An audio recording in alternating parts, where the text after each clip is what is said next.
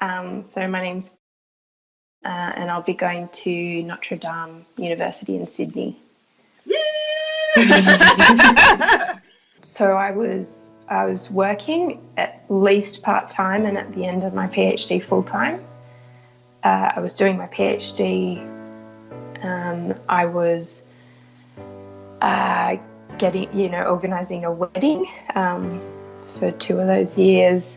I was in the middle of renovations of 2 units and a house consecutively. So, just lived in a dusty house for 5 years with my husband, making noise at all hours of the day and night and helping him with bits and pieces along the way, and normal family stuff, helping with my sisters and my parents, and trying to exercise. So when I was 8, I was diagnosed with a very large tumour that was attached to my left sciatic nerve, which controls the left leg.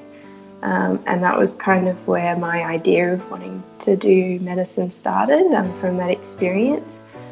My dad was also very sick with chronic health problems my whole life, and I grew up in a pretty violent family as well, and that kind of really pushed me to want to have a caring kind of profession, and that kind of formed into specifically being a doctor. And I also it also kind of pushed me to create skills that I knew that my family background didn't have, that were kind of more solid and could set you up for life on a different path to my family. So that really pushed me to be academically driven at school, and also the bad time that I was having at home and with my health. I continued to have issues with endometriosis through my teenage years till now. So I became very driven, very stubborn, which is a family trait, and I just kept on going, no matter what happened, and I just reset my goals according to everything else that was going in my life, and just kept on going. So I've been doing the GAMSAT, or kind of putting plans into shape to get into graduate medicine since I finished my bachelor degree in 2011. So that was the first time I sat the GAMSAT, or 2010 was. I was pretty naive. I had done some study, but kind of, I suppose rested on my laurels, and that I thought it would be more about natural kind of ability rather than a skill, which I was definitely proven wrong. I did okay. I passed, which was pretty lucky, and I did study for it, but it wasn't enough to get me in. I did get an interview at Wollongong that time, but just missed out. I felt like my kind of dream was over, and it took me, and I also didn't know what I was going to do alternatively, so that was also really worrying, because I was kind of left in the abyss. But I picked myself up.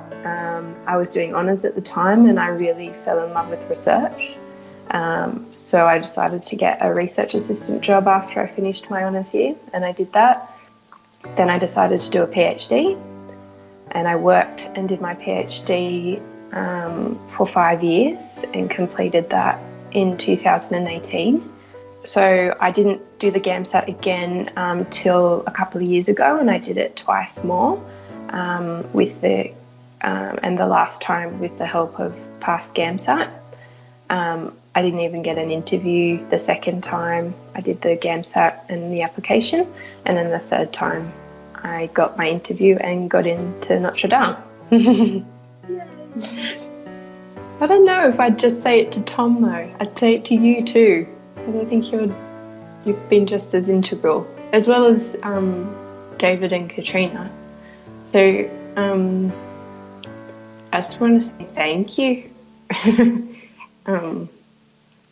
It's meant the world to me that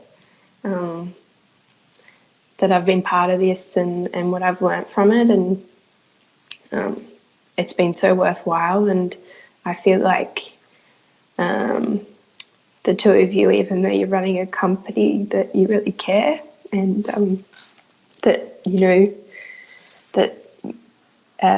profit and business is not your primary goal, and that it's to have satisfied customers, I suppose, which in this case are people that are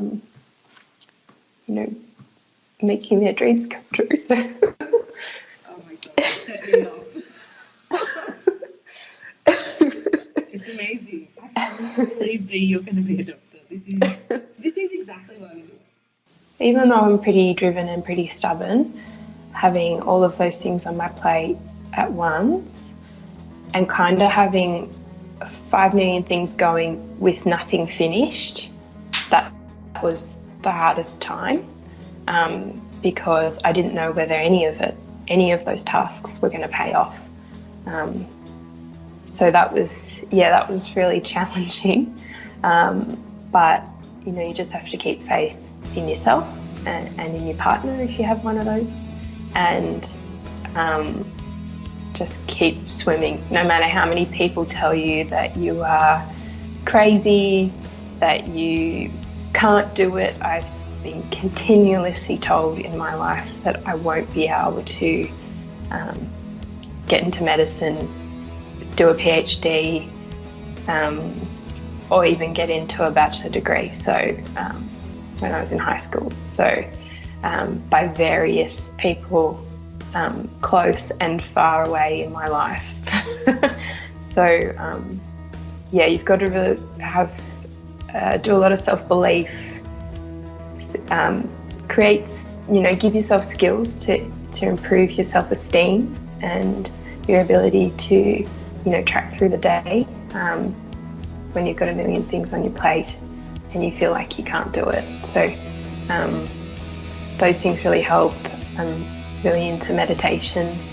I meditate every weekday, so those kind of things really assisted me, and I got professional help when I needed it, including psychology, the PassGAMSAT people, had friends and family help with around the house, and tried to be transparent and keep everyone in my life informed about what was going on and how I'm juggling things so that they could adjust their lives accordingly as well. So PassGAMSAT was incredible to me. Certainly made the difference. They first of all it's like having PT sessions at a gym. They keep you focused and motivated, and remind you of all the things that you said you were going to do when you don't feel like doing them. And so that was really invaluable to me, particularly because I was juggling so many things. And then the study materials were really focused, and cut out a lot of the time-consuming things that people think that they have to do for GAMSAT study, like lots of reading and just cut to the chase of what you needed to do to get through. And then also